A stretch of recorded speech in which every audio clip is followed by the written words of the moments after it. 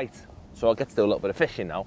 And so for me today, what I want to do, I want to cover a little bit of sort of intimate small island feeder fishing. So at this time of year, it's something that you tend to do a lot in venues where the island's sort of 16 to 20 metres, which is very typical of a lot of commercials we go to. Those lengths that were fishable in the pole during the summer now aren't, just because the weather gets so bad at this time of year. So for me, a nice little delicate way of feeder fishing is definitely the best way of targeting them areas and getting the most out of them. So what I want to cover first, I just want to quickly run through the feeders and the choice of feeder that I want to use. Because for me, the payload of the feeder is the most important thing at this time of the year. The amount of bait that it's putting in the peg and the impact that's having.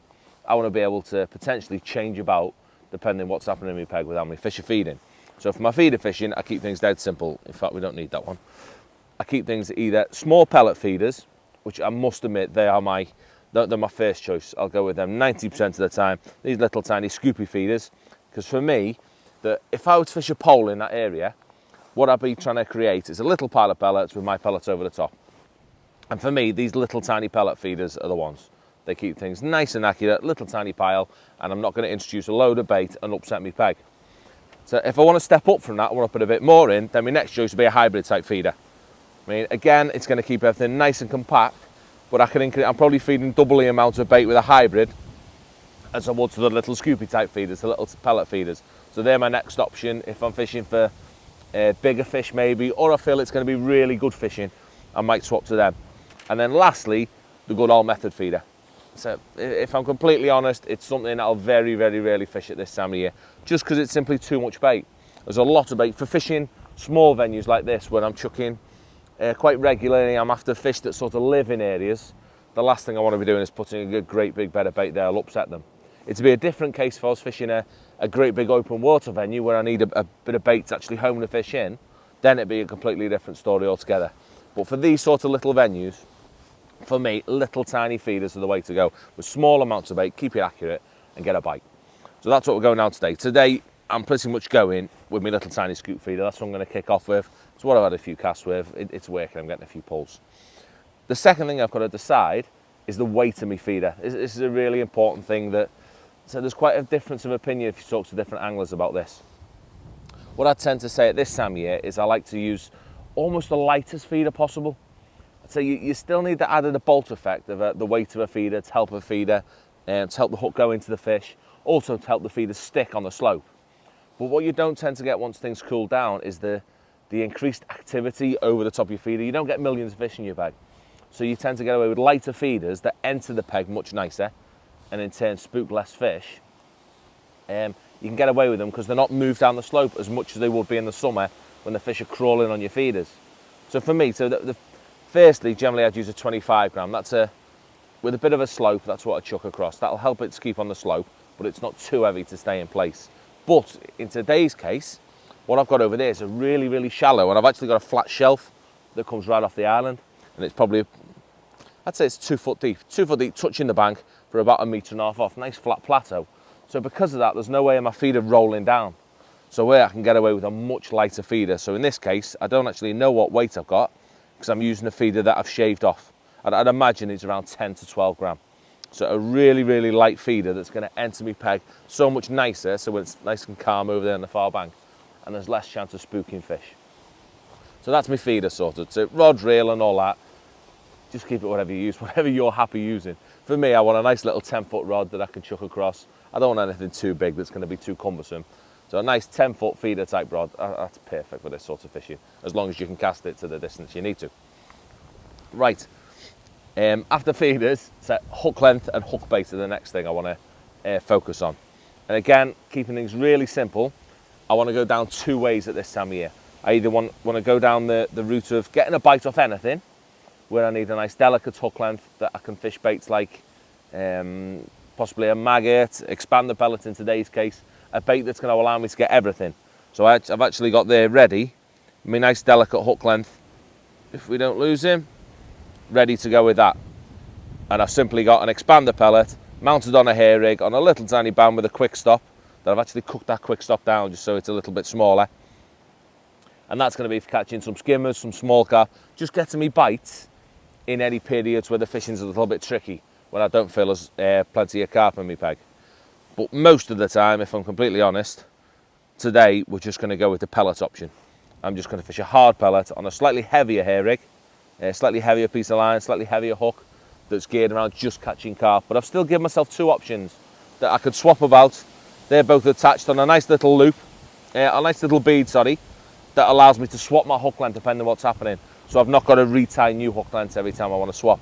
So just by having those 2, I can keep swapping about depending on what's happening in my peg and keep catching fish just by swapping my hook lengths to different hook baits. Gives me a bit of versatility as well.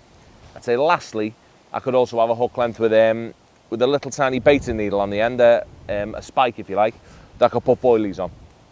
So for today, from what I've seen so far, I don't feel I need to put a boilie on because the carp are quite small. I'm fishing for 1 to 3 pound carp, so they're quite happy eating 6mm pellets. So for today, they're going to be my choice. So the next things, we touched on this morning, was getting my pellets right. So those pellets now have really dried out from this morning, and what I've ended up with is quite a dry but still crunchy, if you like, pellet. If I squeeze them, there's still a little bit of toughness in the middle of them. But what they allow me to do is to create a really, really compact ball that will still break down. But I can actually, by squeezing it a bit tighter, I can make it break down a little bit slower than what I'd be able to do if I to use Andy's. So use pellets the same as Andy's sort of, that he's completely soaked his. And what you find with a pellet like that is as soon as it enters the water, it'll break down, if it manages to get to the bottom at all. So if I have my pellets a little bit drier, sort of not quite as swollen as they would be if you left them in water, they're a little bit more versatile. I can squeeze them at different sorts of pressures to get them to break down quickly. So next up, loading feeder. So this is another thing I'm really in tune with at the minute, is loading it correctly in order to hook as many fish as possible. This has all come about. I've been watching loads of carp fishing videos recently. I'm obsessed with watching terrier and things like that. And watching how the detail that they pay to what the hooks are doing can definitely be transferred to match fishing. And just by having little tiny changes, I can make sure I hook fish in the right place all the time, ideally in the middle of the bottom lip.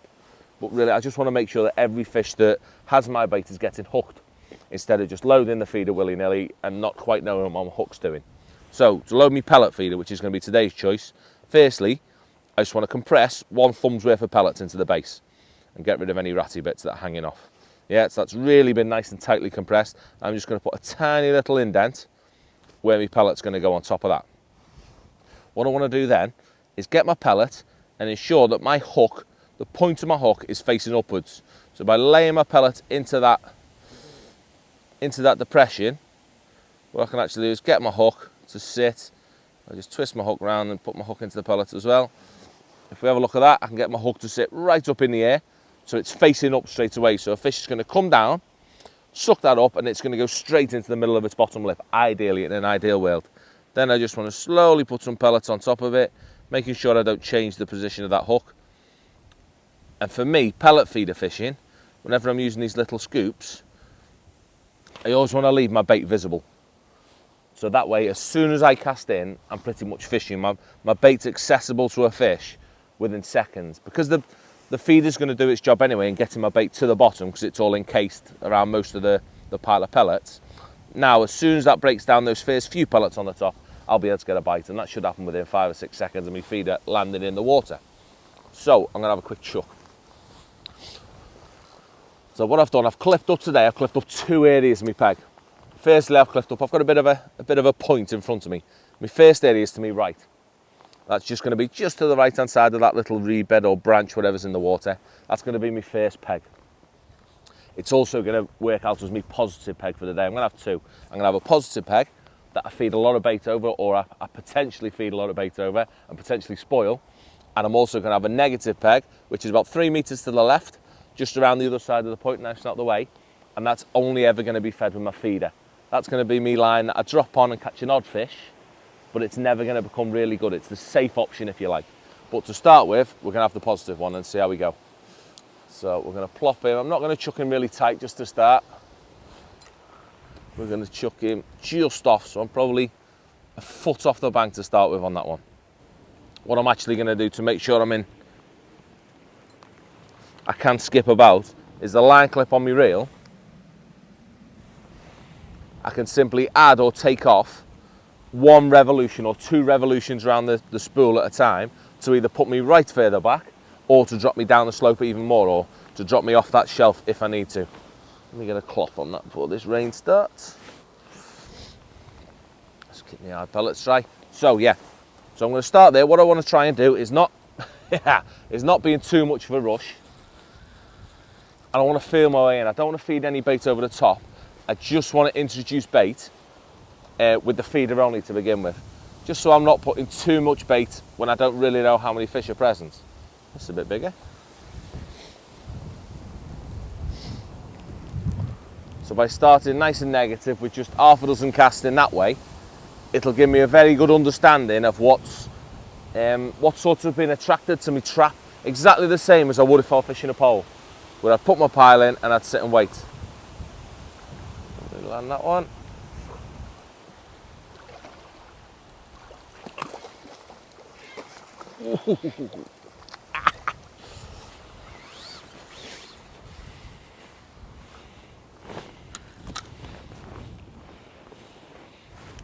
We'll see with him as well. I don't know if camera can pick it up, but so everyone is lovely right in the bottom lip where I want it to be. So that's just putting my hook so it goes straight into that bottom lip. That's not right in the middle, but it's just to the side. So it's, for me, that couldn't be in a better place for eliminating fish losses, if you like.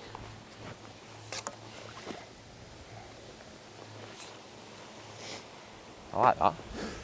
Right. So as I say, I'm going to have half a dozen casts and just see what's in my peg, see how many fish are feeding. And from there, the decision I'm going to make is to whether to loose feed pellets over the top, whether to cast more regularly, so whatever else I need to do to make something happen if it isn't. So although it can be a little bit more difficult on a feeder than it can on a pole, I still have options to attract fish in the peg if things aren't quite as good as those around me, or if I just in a pleasure session, if I feel it should be better than it is. Same again, I'm just going to take my time to load that feeder correctly every go.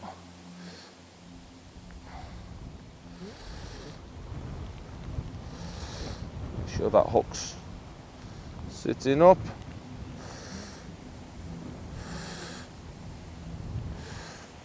A bit of a wild one at the minute.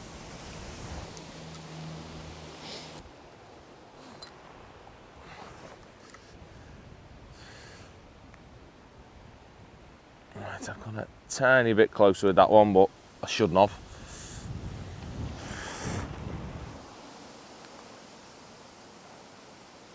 Let's take note of that on the way in to get that rod right down.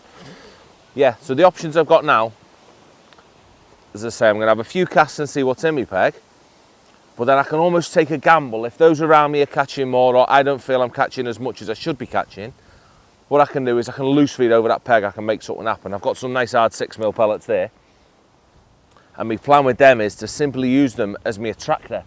Yeah, if my little pile isn't enough because the fish aren't swimming around that island as much as I want them to be, then I have the option of making a load of noise and drawing a load more fish in. Or I've got the option of doing that to see if it works. That's also the reason why I've got my secondary line clipped up on exactly the same, just to allow me to drop onto my other line if this spoils it. Yeah, that indication then. So I'm going to have quite regular casts as well, with me not having many casts in that peg at the minute. So by casting sort of every minute, if you like, it's going to reintroduce that little pile of bait every time it's been disturbed. Because what I am noticing on my tip is that I'm getting quite regular little tiny plucks, which to me, with the amount of silvers Andy's catching, with all them skimmers he's catching, it wouldn't shock me to be a load of skimmers down there, a load of little ones. But luckily my hook bait's a little bit too selective for them to have it, or most of them to have it. I've had a couple of them. So yeah, as I say, I can just focus on my one peg, so thinking about what I'm doing all the time. Don't just do things because I feel like it, because I could quite easily pick a catty up at any time and start rafting bait and try and make it really good. But what would be the point in doing that? Yeah, if I was to do that when there's fish present like there are now, all I'm going to do is upset my peg. I'm going to spread my fish. I may attract a few in, but I'm also going to increase a load more bait on the bottom and reduce the chance of me getting bites. So there's always a time and a place to do things. I'm more than happy plodding along like this, catching fish, if I don't need to do anything drastic to make it happen.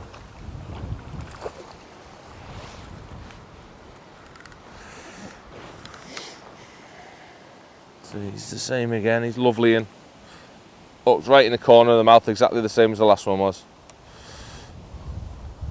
Nice one, big long one, isn't he? But, so hopefully that's just a little bit of an insight into how I'd fish the feeder on these sort of venues. So it's not about chucking loads of bait over there, making things happen with a great big bed of bait. If you can treat your feeder fishing in a very similar way to that you'd treat a pole, that's the mentality I go with. Fish it as I'd fish a pole in that same area if I could. Hopefully you get a lot more out of it than if you're to chuck great big coconuts over there and feed a load of bait when it's not the right thing to do.